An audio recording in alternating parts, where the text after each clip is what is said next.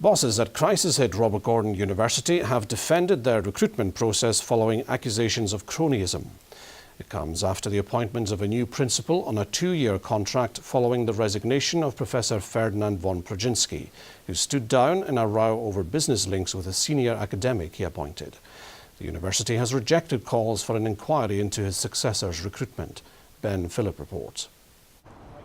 In a few weeks' time, Robert Gordon University will be busy with students returning from their summer break. It's unlikely the controversy over the recruitment of a new principal will have subsided by then. Professor John Harper was appointed on a 2-year contract following the resignation of Professor Ferdinand von Proginski last week.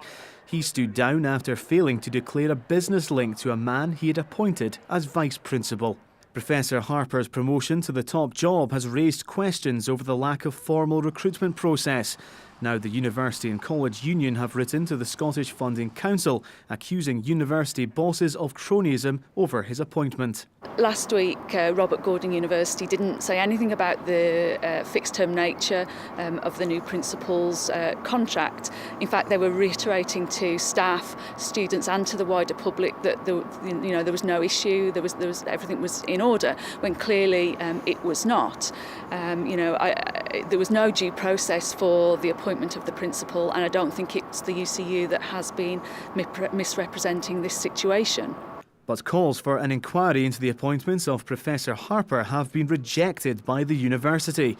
The institution insists it has complied with the Scottish Code of Good Higher Education Governance. The full board engaged in this process, and that involved students, staff, and all the people that the Universities and Colleges Union said we should have involved, we did involve, and we responded appropriately to the situation. Well, Professor Ferdinand von Proginski is still technically in charge here until the end of the month, but there'll be no students until September the 10th at the earliest.